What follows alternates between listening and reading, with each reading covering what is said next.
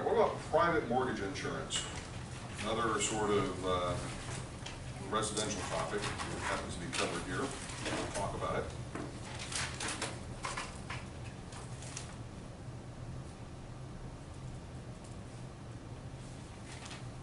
Now, my assumption is that many of you are familiar with what private mortgage insurance is, but let's just, I mean, obviously if you're in the residential side of the business, what is it? It's an insurance that is often charged over the, for the 20%.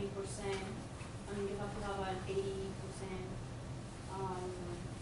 value of the loan, but it's charged to the 20%. I mean, over 20%. Okay, all right. So what we're saying is that you get a mortgage, let's say for 80%, but then any amount of the mortgage that you get above and beyond an 80% loan to value ratio, you've got to pay some sort of a fee for private mortgage insurance, PMI. Does that make sense, everybody? Yes or no? So in other words, this gets back to that kind of our original discussion tonight about the whole thing of a lender is going to charge one rate for a certain loan to value ratio and then more for a higher loan to value ratio. And so the whole idea behind PMI or private mortgage insurance is basically to ensure that the lender is going to get paid and that they're not going to effectively lose money in the event of a foreclosure by virtue of having this private mortgage insurance sort of charged up front. Does that make sense? Okay, now, the way that I have chosen to kind of approach this is to basically do just what we just said. We've got a $100,000 property, and we have an 80% loan on the property, and that 80% loan is going to have an interest rate of, let's say, 3%, and the remaining 20% can be financed. Okay. 80% loan to value is financed at 3%. The remaining 20% for a full 100% loan to value is going to be financed at a 12% interest rate plus $50 a month PMI. All right? And what I want to know is, assuming this is a 30-year mortgage and you pay it off at the end of 5 years,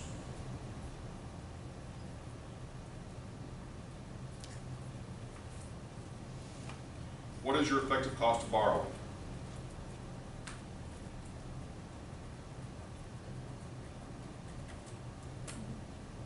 Okay. Okay, so let's just take a look at sort of the setup here. All right, $100,000 property. We've got the primary mortgage, the first mortgage, if you will, 80% loan to value, at a 3% interest rate, 30-year mortgage. The remaining 20%, we're making the assumption here, just for simplicity, that we're financing 100% of the property's value. Okay, so 100% overall loan to value. And so that final 20% is being financed at a 12% interest rate because of the risk associated with it. And on top of that exorbitant interest rate, we're also charging $50 a month in private mortgage insurance. So it's really more than 12% because we're charging the $50 PMI. Does that make sense? So what we're really being asked to do is to kind of build that into the total cost. So what we're being asked to do is saying, okay, I'm making the assumption that we pay this thing off at the end of year 5. What's our effective cost of borrowing expressed as a percentage? So what we know is, obviously it's going to be more than 3%, and it's going to be less than, well, it will be less than 12% because obviously the lion's share of it's being financed at 3%, but the point being is we've got to take into account that PMI as well as that higher interest rate. So here is one way to approach it. We would take the 80,000 or the 80% loan to value at 3% for 30 years. Let's get the payment for that.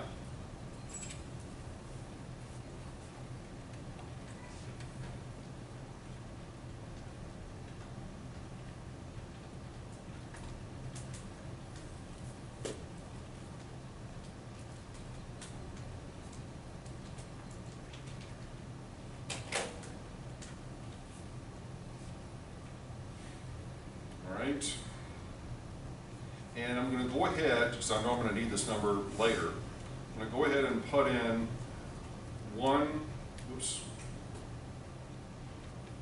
input 60,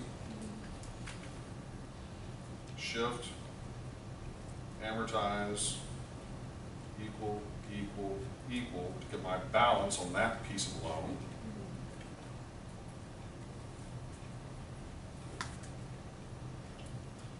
Balance on that is going to be $78,329.76.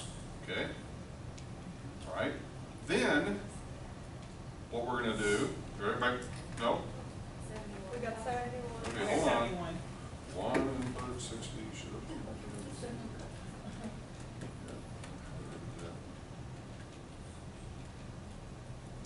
71,000, thanks. 125.09. All right. Now, okay, the second piece is going to be 20,000. Present value, 12% interest rate, 30 years. Payment.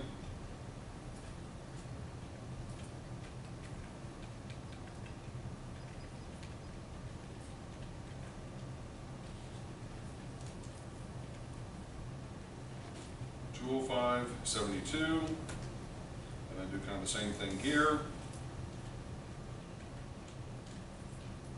The balance at the end of 60 months.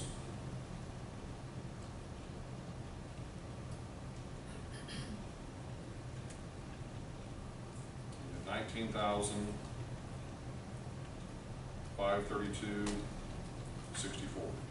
Okay. Basically, you're taking into consideration the $50. At this moment. Okay. Now. Okay. Everybody understands what we've done at this point, yes? Yeah. Okay.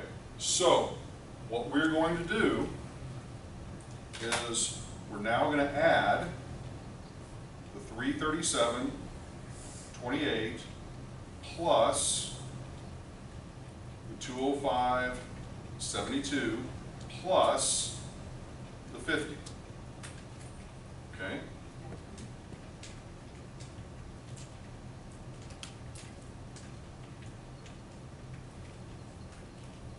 Okay? And so the total that I get is 593 even. Is that what you get? Yeah. Okay? So that would be our total monthly payment. Yes? Okay? So what we can do, okay, let's also add our two balances together. So the 71,125.09 plus the 19,532.64.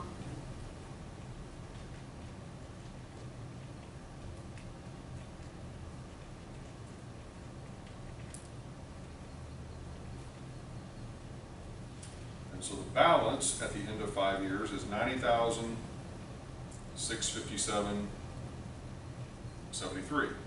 Okay? Okay, everybody good? Okay, so once again, all I'm doing here is saying how much do I have to pay off at the end of the 5 years for the two respective loans combined together is $90,657.73. Okay, so now we pretty much have all the pieces that we need to do the calculation to find our effective cost of borrowing. All right, so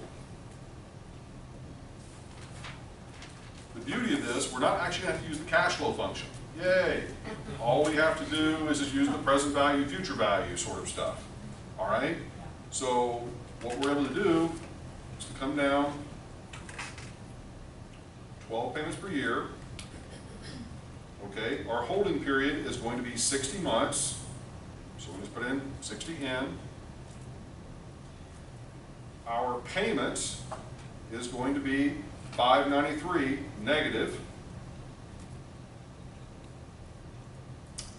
Our future value is going to be $9657.73 negative future value.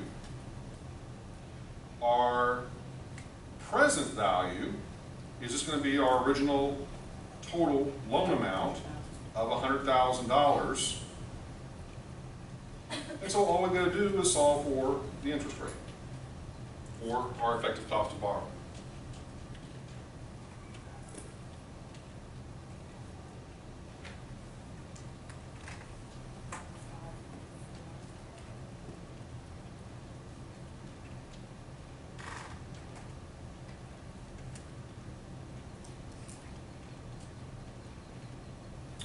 I get 5.49 rounded. Okay, makes sense? So that is just simply telling us that for this particular sort of private mortgage insurance situation, our true effective cost of borrowing is 5.49%, whereas obviously our original sort of 80% of our loan is at 4%, and then the remaining 20% at the, or sorry, not 4%, 3%. If we use a cash flow code, would we have gotten the same? Yes, but it's just going to be a little bit more complicated, because what would take place is you would have your initial cash outflow of $100,000. You would have the 593 occurring 59 times. The 60th payment would be 593 plus the 9067.73. Okay, if you did use it using the cash flow function. Okay. Right. Okay. We're almost there. Okay.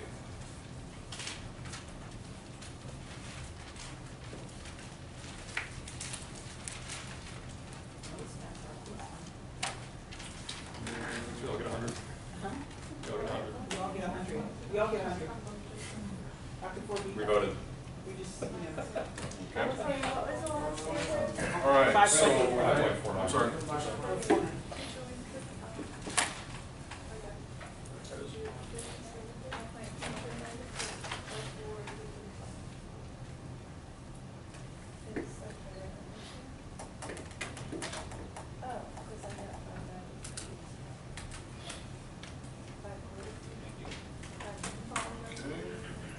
That we've already done, so we're going to do that.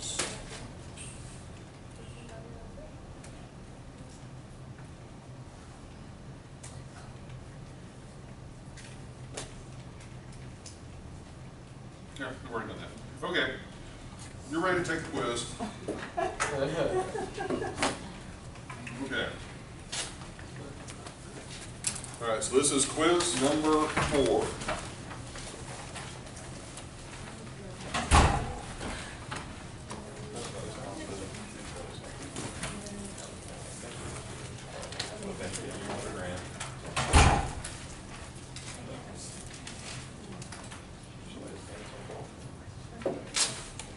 I'm sorry?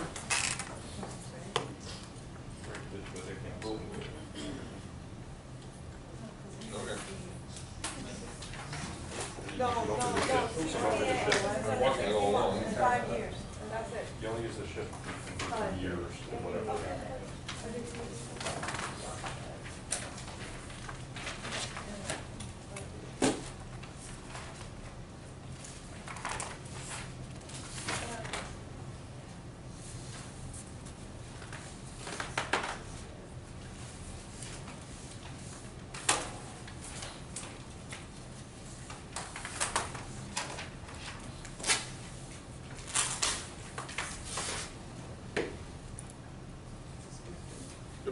make sure you put your name on the answer sheet. I'm passing it out first.